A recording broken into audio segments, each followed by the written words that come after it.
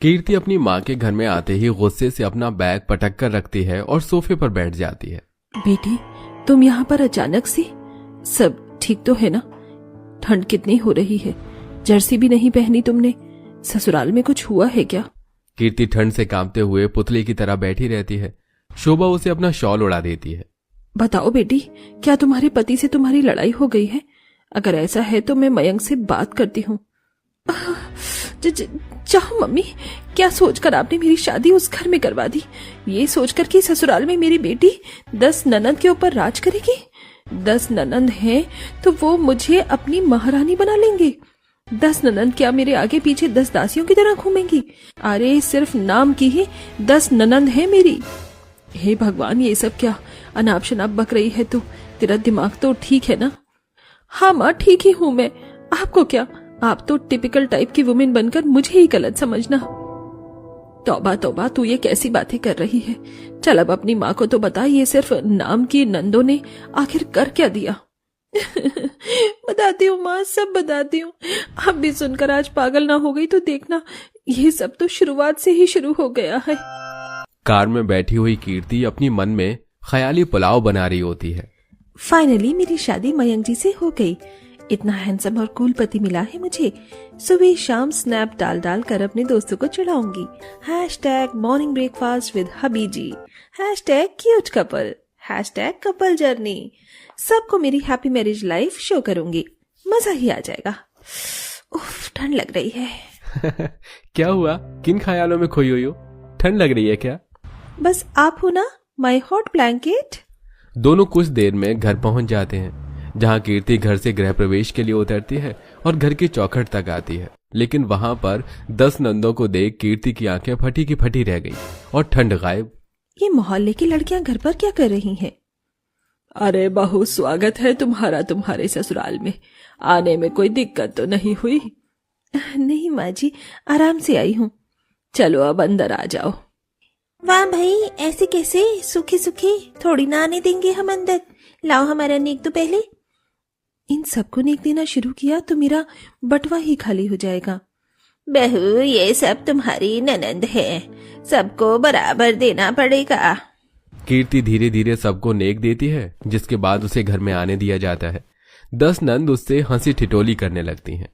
चलो ये भी सही है कि इतनी सारी ननंद है, सिर्फ नाम की ही सही, लेकिन कभी मयंक जी के साथ बाहर जाना हुआ तो घर की जिम्मेदारियां तो संभाल ही लेंगी। कहते हैं ना, नहले पर दहला। कुछ इस तरह ही 10 नंद लाइन के साथ अपनी नई नवेली भाभी की खातिरदारी करने कमरे में जाती हैं। कीर्ति की खातिरदारी करवाकर खुशी तो बहुत ज्यादा मिल रही थी, लेकिन ठहरो भाई, अभी तो कहानी आगे की बाकी है। भाभी, अगर आपको कोई भी परेशानी हो तो आप हमें बुला लेना, अब हम चलते हैं। सभी नंद चली जाती हैं और वो दिन कीर्ति का बड़ा ही शानदार गुजरता है। कुछ दिन जब नया नया सब होता है तो सबको ही अच्छा लगता है, लेकिन कुछ दिन बाद, बहू, काफी कपड़े गंदे हैं, आज तुम कपड़े ही धो लेना, बाकी काम तो हो ही जाएगा। ठीक है चाची जी। कीर्ति सबसे पहले कपड़े धोने का काम शुरू कर देती है, जिसके चलते किसी को नाश्ता नहीं मिल पाता, क्योंकि नाम की 10 नंद तो अपने कमरों में आराम से सो रही होती हैं। बहू, ये क्या, ना घर के काम हुए ना नाश्ता तैयार और तुम कपड़े धो रही हो? माँ जी, मुझे तो लगा ननंद जी ने कर दिया होगा। बस बना ही दिया उन्होंने, आज तक एक गिलास तो उठाकर रखा नहीं उन्होंने। ऊपर से ठंड में तो वो कोई काम नहीं करने वाली। जाओ, ये सब तुम्हें ही करना पड़ेगा। सास के कहने पर कीर्ति पहले रसोई में आती है और सभी के लिए नाश्ता तैयार करती है। फिर घर के काम खत्म करके कपड़े धोना शुरू। उसे कपड़े धोते देख एक एक करके सभी नंद आने लगती हैं। भाभी, आप कब कपड़े धो रही हो, वो भी इतनी ठंड में? चलो, अब ननंद जी आ गई हैं तो थोड़ी मदद हो जाएगी। अच्छा, मुझे तो जुकाम हो रहा है भाभी, एक जोड़ी कपड़े मेरे भी धो देना। इतनी ठंड में मुझसे कपड़े धुल पाना नामुमकिन है। इतना कहकर प्रिया एक जोड़ी कपड़े वहां पटक कर चली जाती है। बाकी नंद भी चलते फिरते उसके पास एक एक जोड़ी कपड़े छोड़कर चली जाती हैं। हे भगवान, यहाँ ठंड में मैं अकेले कपड़े धो रही हूँ और ये सिर्फ नाम की 10 ननंद आराम कर रही है। किसी को मुझ पर दया भी नहीं आई। मयंक अपनी पत्नी को ऐसे परेशान होते देख रहा होता है। जब से कीर्ति घर में आई है, मेरे ताऊ, चाचा, मौसी, बुआ, मामा की बहनें अपने सारे काम भी कीर्ति से ही करवा रही है। कुछ करना पड़ेगा अब मुझे। कीर्ति इतने कपड़े धोकर थक जाती है। शाम को मयंक कीर्ति के लिए गर्मा गर्म जलेबियां लेकर आता है, जो उसके मामा की बेटी शिखा देख लेती है। भैया, गर्मा गर्म जलेबी भाभी के लिए लेकर आए होगे।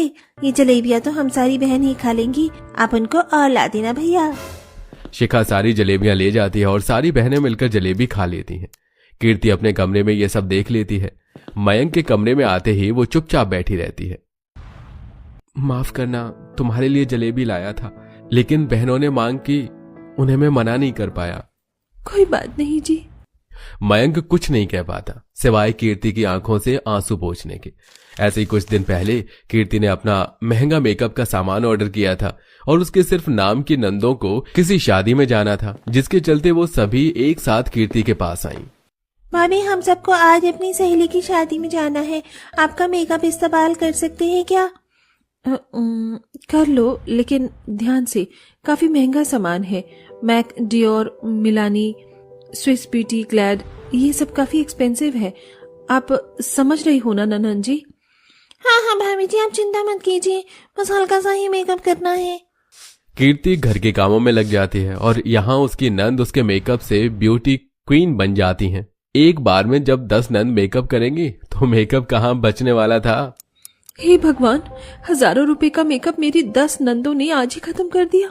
अब तो हद ही हो गई है। कीर्ति मेकअप के सामान को देखकर रोने लगती है। उसी समय मयंक कमरे में आ जाता है। क्या हुआ, तुम रो क्यों रही हो? ये देखो क्या हाल कर दिया आपकी बहनों ने मेरे मेकअप के साथ। मयंक सब देखने के बाद कहता है, मेरी बहनों ने ये अच्छा नहीं किया। मैं जानता हूं कि तुम दुखी हो गई हो यहां आकर, क्योंकि मेरी बहनें तुमसे अपने सारे काम करवाती हैं और 10 नंद को झेलना आसान बात नहीं है। मेरे पास एक प्लान है। मयंक कीर्ति के कान में कुछ फुसफुसाने लगता है और कीर्ति तभी हंस पड़ती है।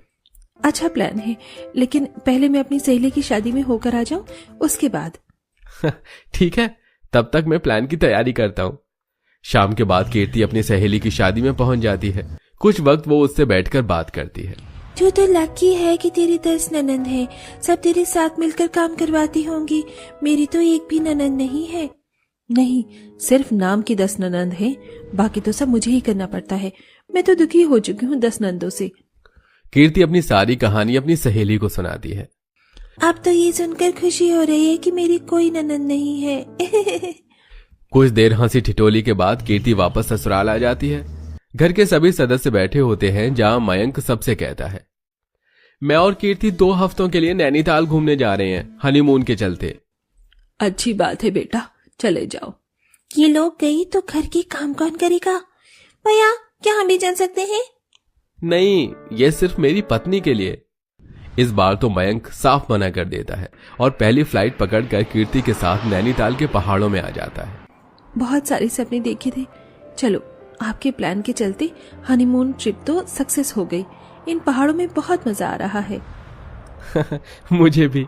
इन 2 हफ्तों में तुम्हें काम की कोई टेंशन नहीं लेनी, बस घूमना फिरना। हाँ, पहाड़ों में वो दोनों मैगी बनाकर खाते हैं, कैंपिंग करते हैं, बोटिंग भी करते हैं। ये पल सबसे खूबसूरत थे दोनों के लिए। लेकिन जब वो दोनों 2 हफ्ते बाद घर लौटे, अरे भाभी आ गई तुम, चलो अच्छा हुआ, हम सब तो आपके बिना परेशानी हो गए थे। अब आप आ गई हो तो 2 हफ्तों के कपड़े, घर की सफाई और खाना पीना संभाल लेना। घर की हालत, 2 हफ्तों के गंदे कपड़े और नंद की ये बातें सुनकर कीर्ति को गुस्सा आता है और वो उसी वक्त सब कुछ छोड़कर मायके चली जाती है। बस माँ, ये सब हुआ है, आखिर मैं दुखी होकर आपके पास चली आई हूँ। सब ठीक हो जाएगा बेटी, अपने पति पर भरोसा रखो। इधर शोभा उसे सहानुभूति दे रही होती है, उधर मयंक अपनी 10 बहनों से कहता है, क्या मतलब है कि 2 हफ्तों से ये गंदे कपड़े ऐसे ही घर में पड़े हैं? तुम 10 हो, फिर भी तुमसे ये घर संभाला नहीं गया। अपनी भाभी के आते ही तुमने सब काम उसके ऊपर थोप दिए। चली गई अब कीर्ति, नहीं आएगी वो इस घर में। आजकल लड़कियां एक नंद बर्दाश्त नहीं करती और इस घर में 10 नंदों ने तांडव करके रखा हुआ है। मयंक सही बोल रहा है, बहू अकेले घर संभालती थी इतनी ठंड में, फिर भी किसी से शिकायत नहीं की। अगर तुम 10 बहनें एक एक काम भी करोगी तो सारे काम आसानी से हो जाएंगे। सबको अपनी गलती का एहसास होता है। 10 नंद मिल बांट कर सारे काम खत्म करते हैं और अपनी भाभी को खुद उनके मायके लेने जाती हैं। माफ कर दो भाभी, आज के बाद आपको परेशान नहीं करेंगे। हम वादा करते हैं, आप हमारे साथ घर चलो। नंदों के प्यार से बुलाने पर कीर्ति चली जाती है। आखिर में 10 नंदों के बीच कीर्ति को अब महारानी वाली फीलिंग्स आने लगती हैं, क्योंकि अब उसकी 10 नंद खुद ही सारे काम कर लेती हैं। इस तरह कीर्ति के ड्रीम पूरे होते हैं। #Cute couple, #married life, #best पति।